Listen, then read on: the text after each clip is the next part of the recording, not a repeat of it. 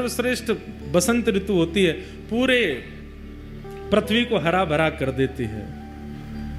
परंतु बसंत ऋतु से पहले पतझड़ जरूर आती है। इसका मतलब क्या है? संत जीवन में आपके प्रसन्न अवस्था में आ जाएं, बहुत सब कुछ अनुकूल है, तब संत का आगमन हुआ, तो अभी मत समझना बसंत आई। पर सब हार गए, टूट गए, सब छूट गया, बिल्कुल विचलित स्थिति हो गई जीवन की, उसके बाद अगर संत आए तो समझो अब बसंत आई है, अब हरियाली आवेगी, कृष्ण नाम आवेगा, कृष्ण जीवन में आवेंगे, सब आनंद में हो जाएगा। इनकी कृपा से अब सब मंगल में होगा। चंद्रहास जी के जीवन में बहुत संकट आए, पर नारद जी जब से आए, ठाकुर जी जब से दे गए, तब से चंद्रहास जी बड़े प्रसन्न रहने लगे। अब आगे एक घटना घटती है। दृष्ट बुद्धि नाम का जो मंत्री था, चंद्रहास जी का चरित्र खूब बड़ा है, हमको तो ये संशय कल भी पूरा हो पाएगा कि नहीं, पर आप लोग सुनो, अधूरा रह जाएगा तो फिर से आ जाएंगे दंडी स्वामी जी के यहाँ सुनाने। पर पहली बार सुना रहे हैं, बिल्कुल नया चरित्र है, इसलिए बहुत ध्यान से सुनो, बहुत अद्भुत है। चंद्रहास जी सेवा करते हैं ठाकुर जी की, और बस प्रार्थना जैसे गोपाल भट्ट जी करते हैं कि हे नाथ, प्रहलाद के लिए खम्भ से प्रकट हो गए थे आप, मेरे लिए शालिग्राम जी से प्रकट नहीं हो सकते? और तभी श्री गोपाल भट्ट जी की हृदय वेदना प्रगट्यो शालिग्राम, श्री गोपाल भट्ट जी की हृदय वेदना प्रगट्यो शालिग्राम। हे रूप सुधा को खान हमारो, रूप सुधा को खान हमारो, वृंदावन में सब ते न्यारो, वृंदावन में सबसे न्यारो, श्री राधा रमण जुलाल, वृंदावन प्यारो, वृंदावन, वृंदावन प्यारो, वृंदावन, हे श्री वृंदावन मेरो वृंदावन, वृंदावन मेरो वृंदावन, रूप सुधा को खान हमारो, रूप सुधा को खान हमारो, प्यारो राधा रमण जुलाल, वृंदावन मेरो वृंदावन, वृंदावन मेरो वृंदावन, हे श्री वृंदावन प्यारो वृंदावन।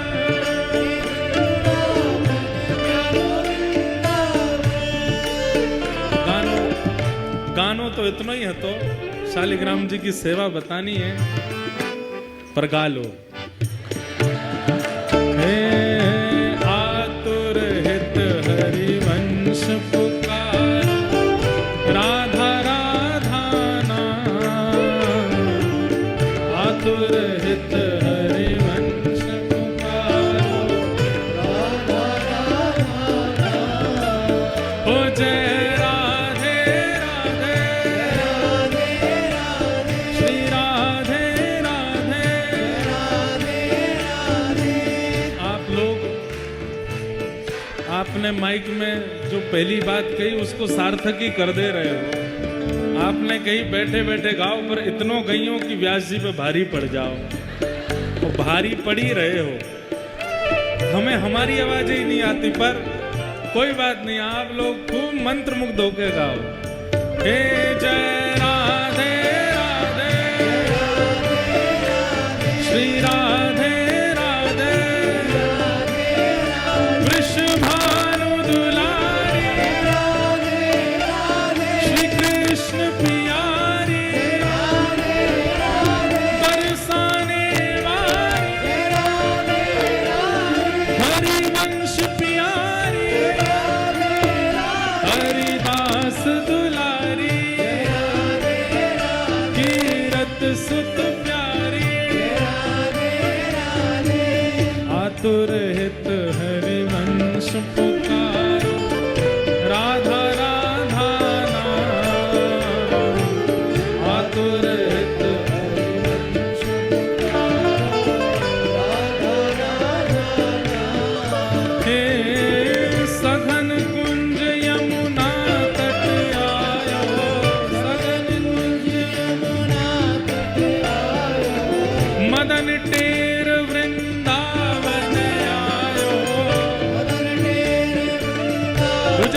के प्यारो राधा वल्लभ वृंदावन मेरो वृंदावन हे श्री वृंदावन प्यारो वृंदावन सघन कुंज यमुना तट आयो ओ प्यारो राधा वल्लभ वृंदावन मेरो वृंदावन हे श्री वृंदावन मेरो वृंदावन ओ जय जय राधा वल्लभ हित हरिवंश जय जय राधा वल्लभ प्यारो हरिवंश जय जय श्री वृंदावन श्रीवन चंदन जय जय श्री वृंदावन श्रीवन चंदन ओ मेरो राधा वल्लभ प्यारो हरिवंश जय जय राधा वल्लभ श्री हरिवंश जुगल किशोर को लाड़ लड़ायो नवल कुंज ही अमायो जुगल किशोर को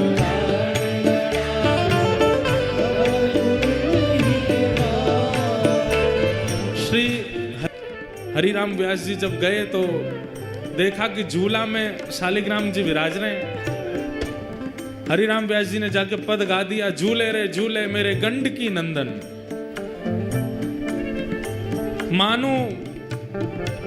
मानो भटा कड़ी में बोरे अंग लगायो चंदन। बोले ऐसा लग रहा है कि गंडकी नंदन मतलब शायद बोरे तो बैगन को कड़ी में बोर दें तो पूरी पीली पीली हो जाएगी, तो ऐसे चंदन लगा रखो। गोपाल भट्ट गोस्वामी जी को बड़ा गुस्सा आया, तो तुमने हमारे ठाकुर जी भट्टा बोल दिए। उसी वेदना से गोपाल भट्ट जी खूब व्याकुल हो गए। बोले ठाकुर जी आप भी प्रकट है कि दिखाए दो, नहीं अपना मुख दिखाओ, नेत्र दिखाओ, कान दिखाओ। हंस जी को जब ये बात पता चली, बोले जिनके लिए तुम गा के आए थे ना झूले रे झूले गंडकी नंदन, अब शब्द बदल दो, अब वही राधा रमण बन गए हैं। गोपाल भट्ट गोस्वामी जी के प्राण धन श्री राधा रमण हो गए हैं। हरिराम व्यास जी बोले मोह विश्वास ना, मैं देख के आऊंगा। देखने गए और जैसे रूप माधुरी का दर्शन किया वहीं बेहोश हो गए। इतने सुंदर, इतने प्यारे, इतने मधुर, लेकिन अब रोने लगे वेदना में कि नाथ हरिदास जी को मिल गए, रूप गोस्वामी को, सनातन गोस्वामी को, मधु पंडित को, सबको मिल गए आप, और गोपाल भट्ट जी को भी मिल गए। मैंने कहा बिगाड़ो आपको, मुझे क्यों नहीं मिल रहे हो। इतनी वेदना में रोए, इतनी वेदना में रोए कि महाराज किशोरी जी प्रकट हो गए। प्रकट होकर के बोली आप रो मत। बोले नहीं मैं तो नाराज हूं।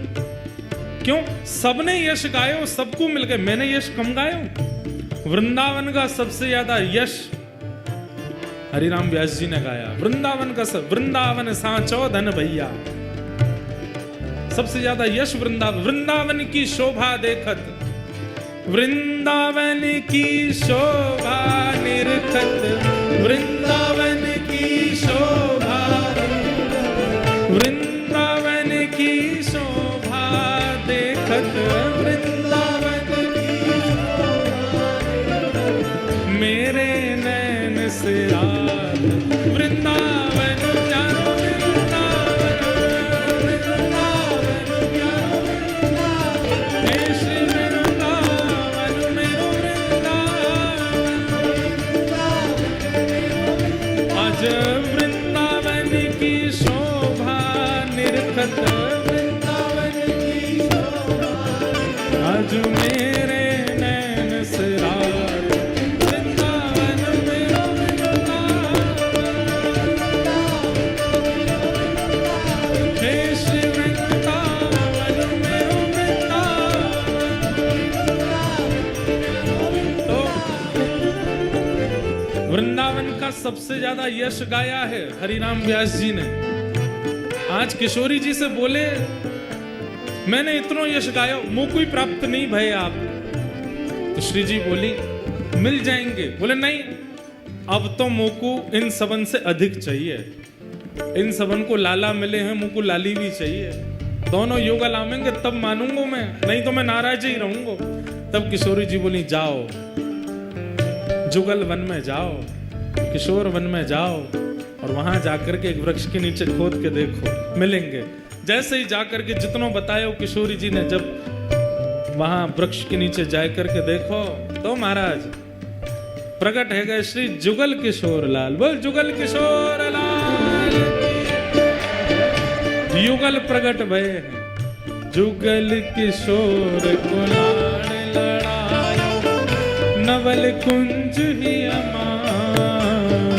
जुगल किशोर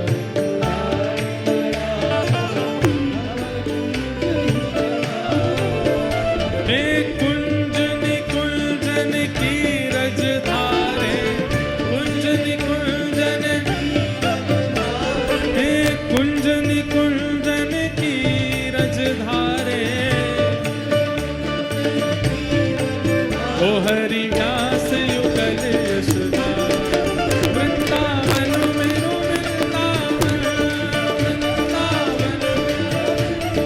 हे श्री वृंदावन मेरो वृंदावन। कुंजन कुंजन की रजधारे, हरि व्यास युगल यशोदा।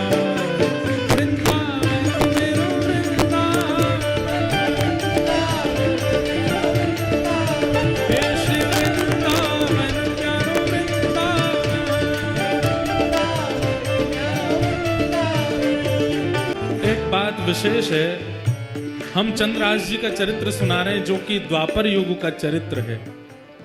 बीच बीच में वृंदावन आरो है, या को मतलब यहाँ बैठे वैष्णवन में वृंदावन बसो गयो है उनके चित्त में। नहीं तो ऐसो होवे ना है प्रसंग यदि कहीं को चल रहा हो तो बीच में वृंदावन की सहज स्मृति ये बार बार बन रही है। ऐसा लगे कोई बार बार बोल लो, नेक वृंदावन सुनाए दो, नेक वृंदावन को कोई भाव, नेक श्री जी को कोई यश सुनाए दो। श्री जी चित्त में विराज के बुलवाए रहे हैं, तभी वृंदावन की इतनी याद आ रही है, इतना स्मरण है रो कथा में। सबको वृंदावन खींचवे वाले, राधा वल्लभ जी बाद में, राधा रमण जी बाद में, मदन मोहन जी बाद में, गोविंद देव जी बाद में, गोपीनाथ जी बाद में। सबसे पहला वृंदावन आकर्षण जिन्होंने किया है वो विशेष रूप से पंजाब के वैष्णवों का। भुवन चतुर्दश की सुंदरता, निधिवन करत बिहार। भुवन चतुर्दश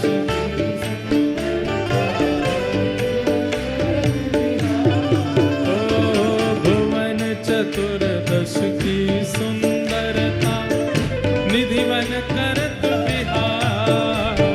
भुवन चतुर्दश कौन?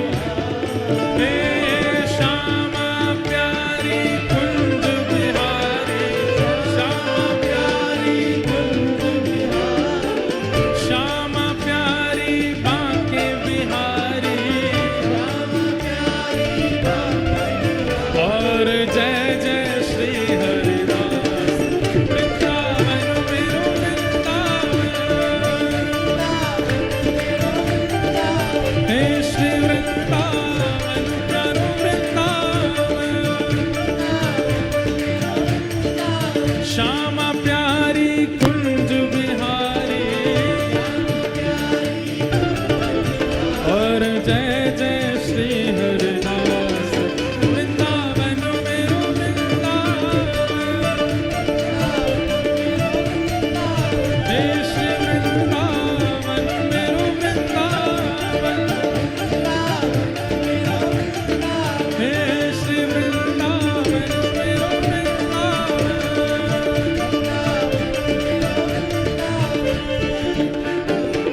जिनकी कृपा से यह रस प्रगट, वृंदावन अभिराम।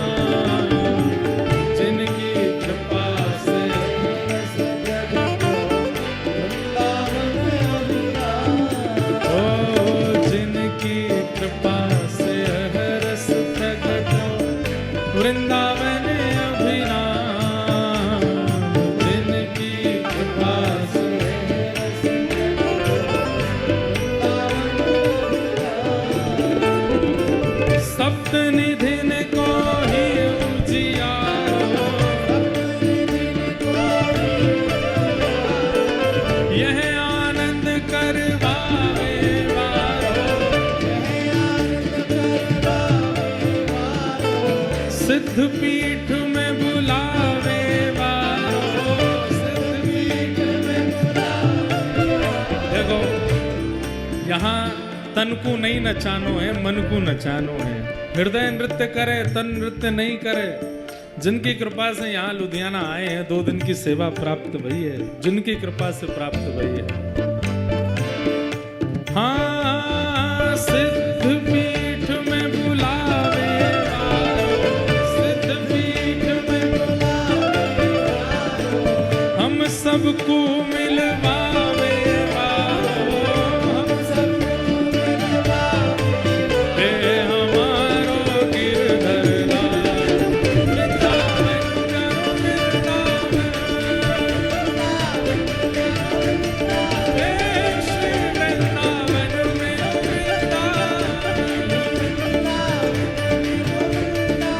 यह आनंद करवावे वारो, आज हम सबको मिलवावे वारो, ये हमारो गिरधर लाल, वृंदावन मेरो वृंदावन, हे श्री वृंदावन प्यारो वृंदावन। जय जय श्री राम, जय जय श्री राम, जय जय श्री राम।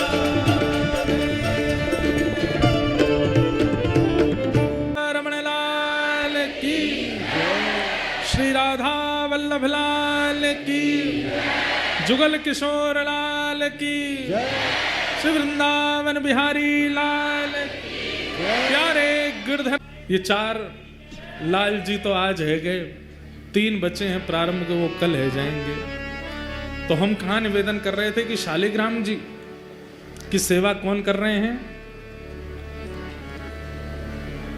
चंद्रहास।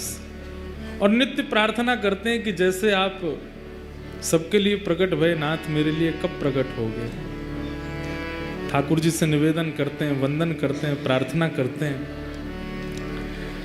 अब तो बच्चे आते हैं उनके पास खेलने के लिए, सब गोटियां रखते हैं, गोटियों का ही सिंहासन है, उसमें शालिग्राम जी विराजमान रहते हैं बीच में। बच्चे कहते हैं हमको और नहीं, यही वाली गोटी चाहिए।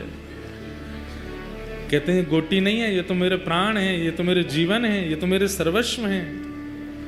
बच्चे उपहास करते हैं, गांव के लोग उपहास करते हैं, बोले गोटी को भगवान मान करके पूछता है, गोटी को भगवान मान करके घर घर जाते हैं, प्रार्थना करते हैं, मोए रोटी नहीं चाहिए, मैं आपको वापस कर जाऊंगा, मेरे ठाकुर जी विराजमान, उनको भोग लगा दूं। जाते हैं, भोग लेते हैं, अपने ठाकुर जी को अर्पित करते हैं, अर्पित करने के बाद फिर वापस उसी घर में जाते हैं, भोग लग गया ठाकुर जी का, अब आप पालो। तो दया करके घर के लोग कहते हैं नहीं कोई बात नहीं, चंद्रहास तुम ही पालो। चंद्रहास जी बड़े सुंदर थे। कई बार गांव के लोग उनके रूप माधुरी को देख करके बोलते थे कितना अभागा है, इसका भाग्य कैसा है कि इसकी माँ इसको लेके आई, चल बसी, आज इसका कोई भी नहीं है, पर इसका रूप देखो कितना सुंदर है, इसके रूप माधुरी आदि सब कितनी मनमोहक है। धीरे धीरे चंद्रहास थोड़े बड़े होने लगे, ऐसी स्थिति में ही रहते थे। तो धृष्ट बुद्धि जो मंत्री था उस नगर का, उसकी एक बेटी थी और एक बेटा था। बेटी का नाम था विषया। क्या नाम था? विषया। और बेटे का नाम था माधव।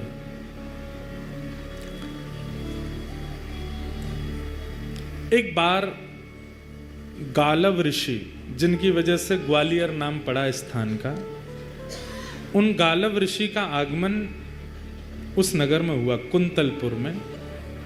सब लोग सावधानी से सुनो, इधर देखो। गालव ऋषि का आगमन हुआ तो मंत्री जी ने उनका खूब स्वागत सत्कार आदि किया, और सत्कार करने के बाद कहा भगवान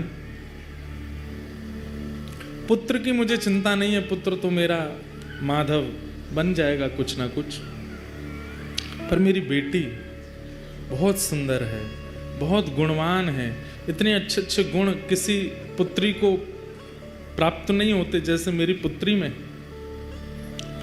आप कृपा करके इसकी जन्म कुंडली या इसकी हस्तरेखा देख करके बताओ इसका भविष्य कैसा होगा।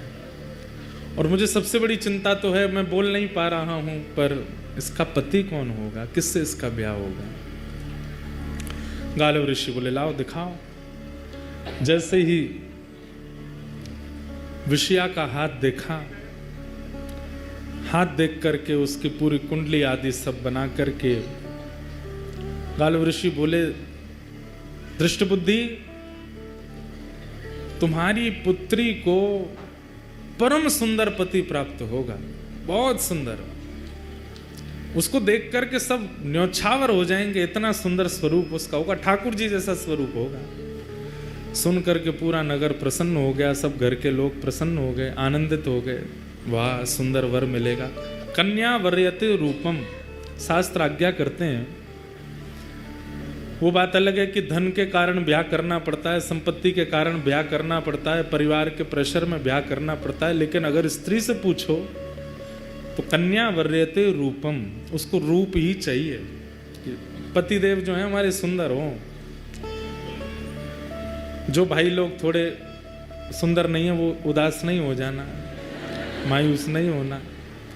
रूप की सुंदरता नहीं, हृदय बुद्धि की सुंदरता, वो सुंदर होना चाहिए। वैसे सबको खुद सुंदर ही लगते हैं सब अपने आप को शीशा में जब देखते हैं तो कैसा भी व्यक्ति क्यों ना हो, वो भी उस समय बड़ी अदब में अपने बाल काटता है, उसको भी लगता है कि मैं सुंदर ही हूँ। तो सबको तो अपने आप का सुंदर ही अनुभव होता है, पर रूप की सुंदरता का क्या करना है।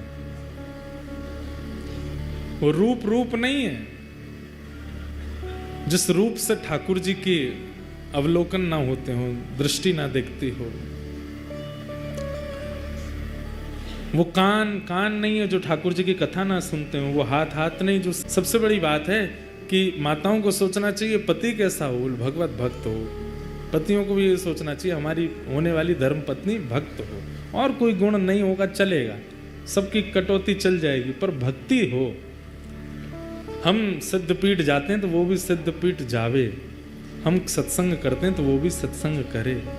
ऐसी बुद्धि वाली कन्या भाग्य से मिलती है, ऐसे बुद्धि वाले पति भी भाग्य से मिलते हैं। सौभाग्यशाली हैं जो दोनों दंपति यहाँ बैठ के कथा सुन रहे हैं, सौभाग्यशाली, क्योंकि दोनों कथा में बैठे।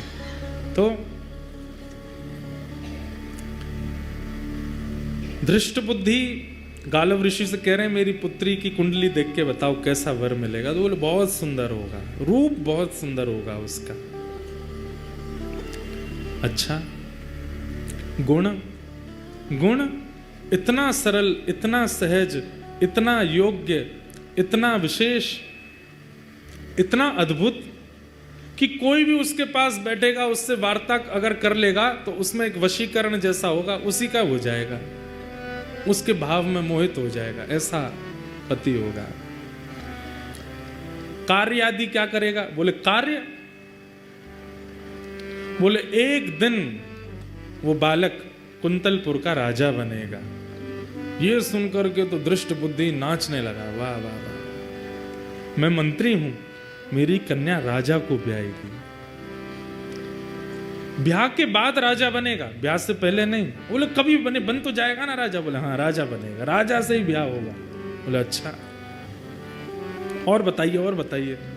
गुण बताते गए। बोले गालव ऋषि बोले सब गुण ही गुण हो ऐसा नहीं होता, कुछ अवगुण भी होते हैं। बोले अवगुण बताओ। बोले अवगुण ये, तुमसे उसका मेल नहीं खाएगा, तुम्हारी बेटी से बढ़िया चलेगी उसकी, पर तुम्हारी और तुम्हारे जमाई की बिल्कुल नहीं बनेगी। ये सुन करके अब वो दृष्ट बुद्धि सोचने लगा ये कैसे हो सकता है, मैं मंत्री हूं इस राज्य का, यहां का भावी राजा, उससे मेरी नहीं बनेगी।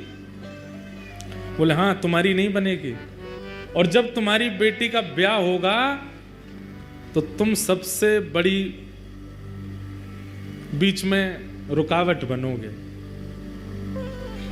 जब गुणों को सुनता है और अब जब अवगुणों को सुनना है तो मेल ही नहीं हो रहा है। बोले जो गुण आपने बताए उसमें मैं रुकावट कैसे बन सकता हूं? सुंदर है, गुणवान है, वशीकरण उसके अंदर होगा, और आप बोल रहे हैं उसमें भक्ति भी होगी। बोले भक्ति की चरम स्थिति, सामान्य नहीं, चरम भक्त होगा भगवान का।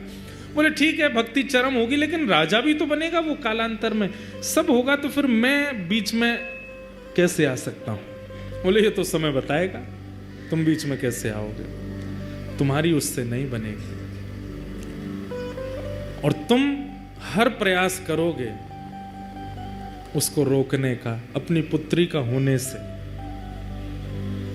बेटी तो वहीं बैठी बैठी पिता को देखने लगी, पिताजी आप ऐसा मेरे साथ नहीं करोगे ना? बोले बेटी मैं क्यों करूंगा, अब ये बता रहे हैं वो तो सुनना पड़ेगा।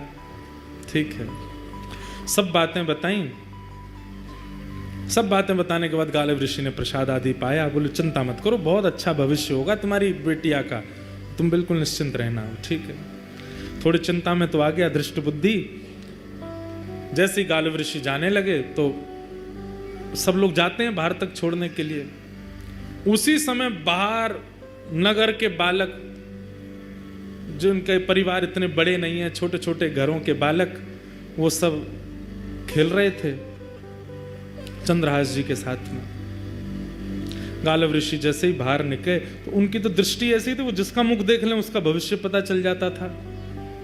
चंद्रहास जी जैसे ही बाहर आए, बाहर आते ही उनकी दृष्टि ऐसे घुमाई नगर के ऊपर, वहां वो बालक खेल रहे थे, बीच में चंद्रहास जी का तो आकर्षण था ही रूप में। चंद्रहास जी को जैसे देखा, ओहो कुंतलपुर का भविष्य तो मेरे सामने खड़ा है। धृष्ट बुद्धि आया, कौन भविष्य, मतलब हे भगवान आप क्या कह रहे हैं? बोले वो बालक कौन है? वो बालकों के साथ जो खेल रहा है, जिसका स्वरूप बुद्धि इतनी सुंदर नहीं है, इतनी सुंदर है पर वस्त्रादि इतने शोभायमान नहीं, वो कौन है? दृष्ट बुद्धि बोला पता नहीं कौन है। अब ये 3 वर्ष के थे जब दृष्ट बुद्धि ने घर से निकाल दिया इनकी मां के मरने के बाद। बोले महाराज मुझे क्या पता, यहाँ तो बहुत बालक है, होगा किसी का बालक, ऐसे ही डोल रहा है, वैसे तो पता चलता है कोई दासी का आदि का पुत्र होगा। इतने में ही धृष्ट बुद्धि का पुत्र आया माधव। बोले हाँ पिताजी भूल गए, ये कौन है?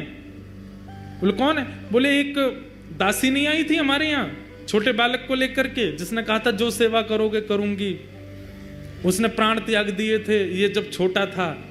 हाँ हाँ हाँ हाँ एक आई थी, केरल देश से आई थी। बोले हाँ, वो जो बालक जिसको छोड़ के वो मरी, वही बालक है। गालिब ऋषि बोले ये वो बालक है? बोले हाँ महाराज, वो इसकी माँ हमारे यहाँ दासी थी, उसी का पुत्र, माँ मर गई, अब रहता है इधर उधर ही घूमता रहता है। गालिब ऋषि बोले इसको पास बुलाओ। पास बुलाया, सामने आकर के खड़े हो गए चंद्रहास जी, हाथ सिर पर रख दिया। स्पर्श नहीं करते थे गालिब ऋषि किसी का, चंद्रहास जी के सिर पर हाथ रखा। बोले कुंतलपुर का भावी राजा है, इस नगर का राजा होगा। सुन करके धृष्ट बुद्धि बोला आप क्या बोल रहे हैं? इसकी माँ का पता नहीं, पिता इसके हैं नहीं, परिवार कोई है नहीं, ये राजा कैसे बन सकता है? राजवंश का राजकुमार राजा बनेगा? बोले मैंने जो बोल दिया वो होगा, और सुनो देख लेना प्राण नहीं निकल जाए ये बात सुन के तुम्हारे। बोले क्या? तुम्हारी बेटी का भी इसी से ब्याह होगा, तुम्हारी बेटी विषया का इसी से ब्याह होगा, यही तुम्हारा जमाई बनेगा। सुन करके धृष्ट बुद्धि मूर्छित हो गया। गालिब ऋषि की बात धृष्ट बुद्धि के दिमाग में नहीं बैठी। उठ करके खड़ा हो गया धृष्ट बुद्धि और अब स्थिति हो गई, अभी अभी बता के गए हैं कि तुम विपरीत हो जाओगे, तुम सबसे बड़े अनर्थ का कारण बनोगे, तुम हर प्रकार से रोक टोक करोगे, आदि आदि सब बता के गए हैं। और ये भी बता गए कि यही तुम्हारे जमाई हैं आने वाले। अब उठ करके खड़ा हुआ, जैसे ही देखा चंद्रहास को फटे से कपड़े पहन रखे थे, धूल मिट्टी लगी पड़ी है, सोने का ठिकाना नहीं, बाल कब से धोए नहीं, जटा बन गए हैं, और अपनी पुत्री को देखे विषया को। ये नहीं हो सकता, असंभव है, ये मैं होने नहीं दूंगा। भीतर चलो, बच्चों को भीतर ले गए, किवाड़ बंद कर दी। गालिब ऋषि अपना कहका करके सब चले गए वहां से। अंदर आते ही विपरीत प्रवचन करने लगा। बोले ऋषि जनों की कोई बुद्धि तो होती नहीं है, सठिया गए हैं, ऐसे कुछ भी बोलते हैं और ऐसा कोई भाव नहीं है। और बेटिया तू चिंता मत करना, एक श्रेष्ठ राजकुल का बालक आएगा, उससे तेरा ब्याह करूंगा मैं। विषया बोली, पिताजी महाराज जी बोल के गए थे कि आप होने नहीं दोगे ब्याह, आप वही कर रहे हो। अरे उससे ब्याह कराऊंगा मैं तेरा, देखे उसके वस्त्र, देखे उसके कुल का कोई पता नहीं, आदि आदि सब बोलने लगे। बोले संतों की बात ज्यादा नहीं सुनते, और ये सब आपने ही सिखाया था पिताजी, घर में ऋषियां में तो उनके चरण धोना, उनको प्रणाम करना, माला पहनाना, सब करना। आज से सब बंद, कोई संत नहीं आएंगे, कोई ऋषि नहीं आएंगे, किसी की बात माननी नहीं, किसी को हाथ नहीं दिखाना, किसी को कुंडली नहीं दिखानी, और इसका तो मैं देखता हूं क्या करना है। और उसी समय से दृष्ट बुद्धि लग गए किसके पीछे? चंद्रहास जी के पीछे। एक प्रकार से चंद्रहास जी की जो कथा है वह भक्त चरित्र भी है और एक विशुद्ध प्रेम कथा भी है। अद्भुत कथा है। नारद जी सुना रहे हैं, अर्जुन और ठाकुर जी बैठ करके श्रवण कर रहे हैं। बंधुओं,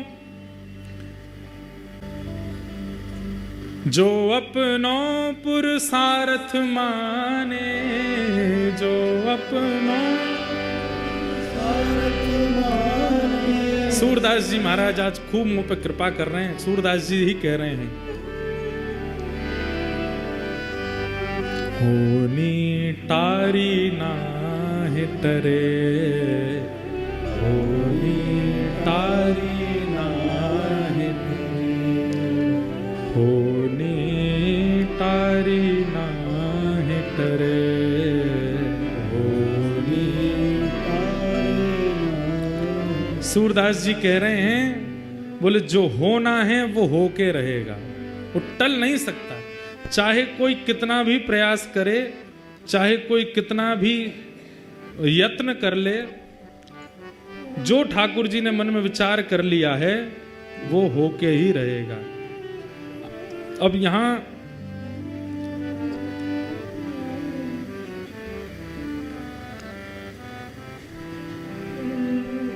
हम पद ढूंढ रहे हैं, बहुत सुंदर पद है। होनी टारी नाहि टरे, होनी टारी होनी टारी नाहि टरे, होनी जो अपनों पुरुषार्थ माने, जो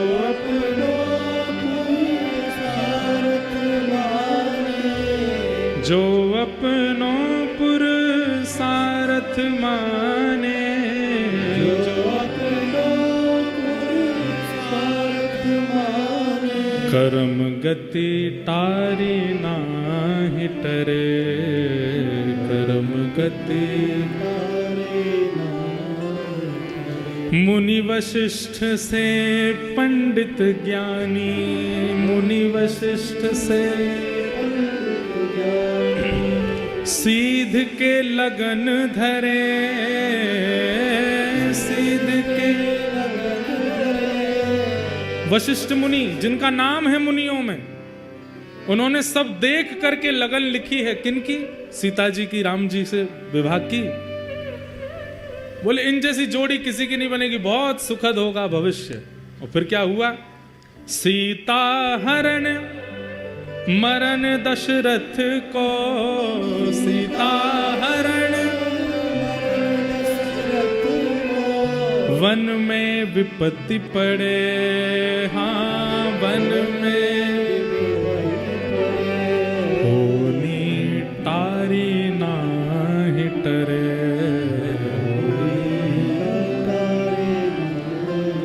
हे कर्म गति टारी नाहि टरे, कर्म गति टारी नाहि टरे।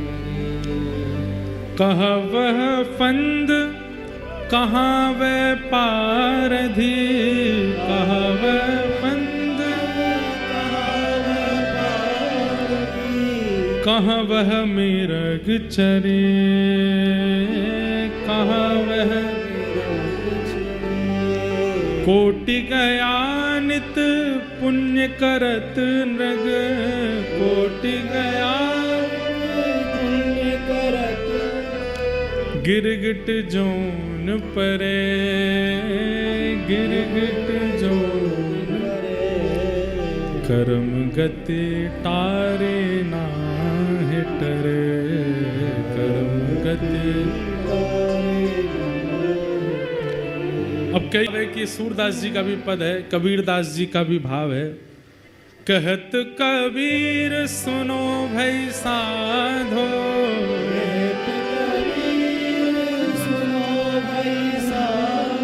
कहत कबीर सुनो भई साधो,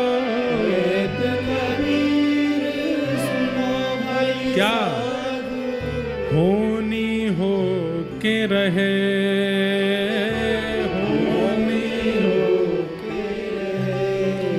कर्म गति टारे नाहि टरे।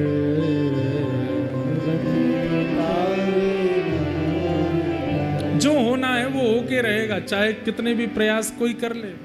गालव ऋषि कह गए इसी से ब्याह होगा, और अब दृष्ट बुद्धि लग गए हैं। अब इसका मैं क्या करूं जिससे ये मेरी पुत्री से दूर हो जाए, इस नगर से दूर हो जाए, और किसी भी प्रकार केन प्रकारेण इनका विवाह ना हो। पर विषया तो दौड़ करके गई ऊपर और खिड़की से देखने लगी चंद्रहास जी को। उसको तो रूप पसंद आ गया, उसको तो व्यवहार स्वभाव प्रिय लग गया। अब तो वो घूम घूम करके बस यही देखती है, कभी कहीं जावे भी तो उस नगर से ले चलो जहां चंद्रहास बैठे हैं, जहां चंद्रहास विराजमान। भक्ति बंधुओं केवल भगवत प्राप्ति कराती है, परंतु आपके जीवन का श्रेष्ठ निर्माण भी भक्ति करती है।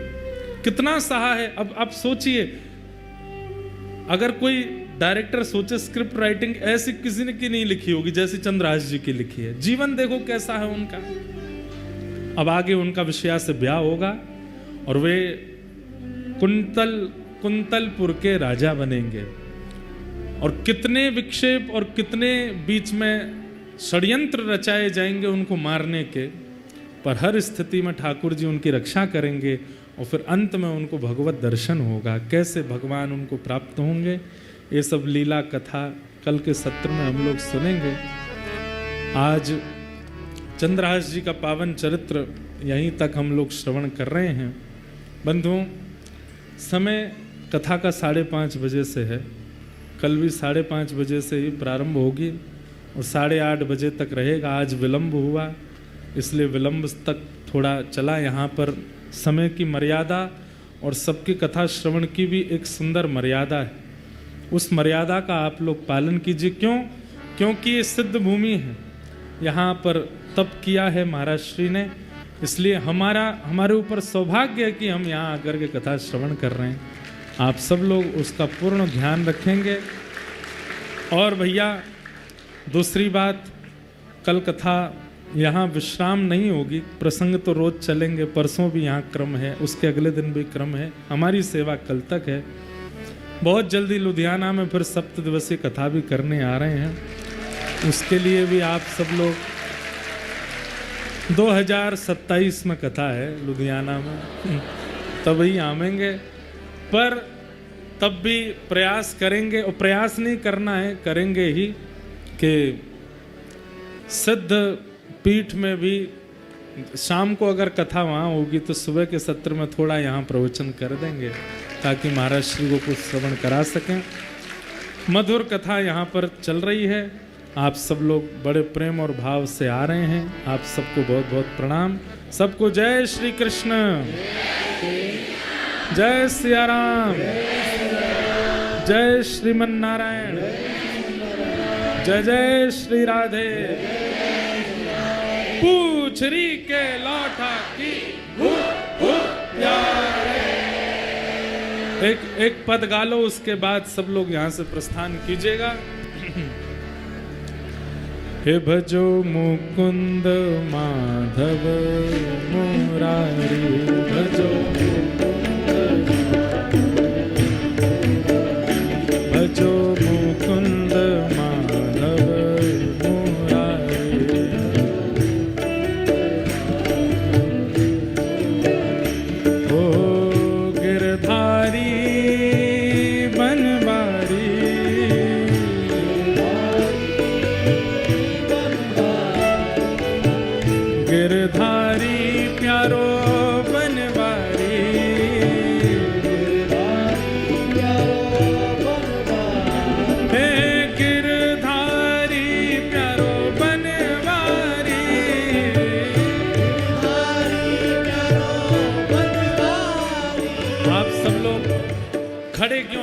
बैठ जाओ, विराज जाओ।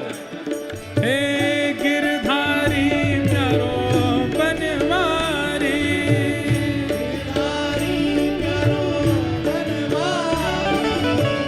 गिरधारी प्यारो बनवारी,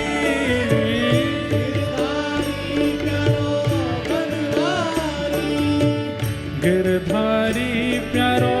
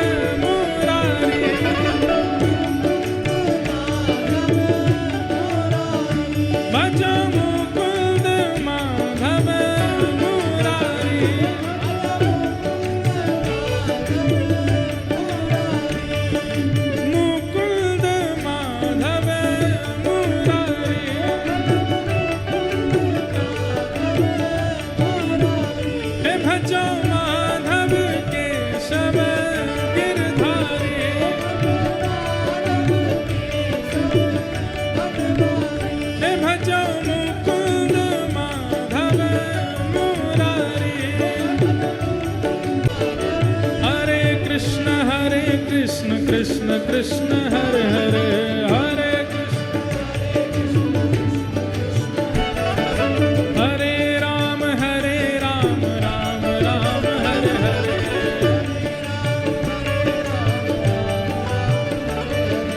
हरे कृष्ण कृष्ण कृष्ण हरे हरे,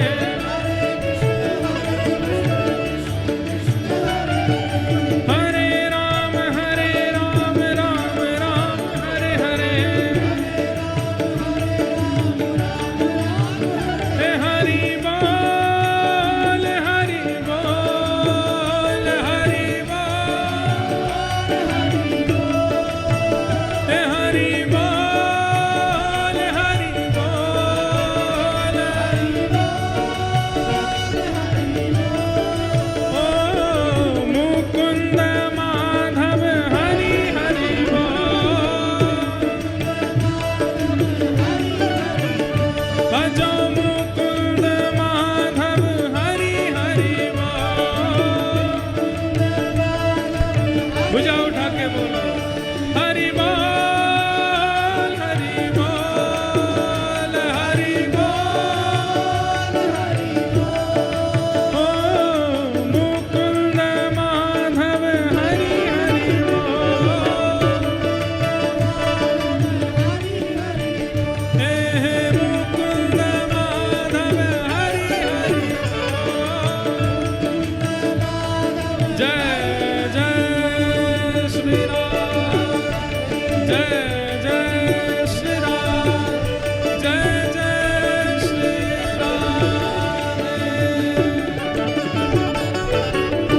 सबको जय श्री कृष्ण, जय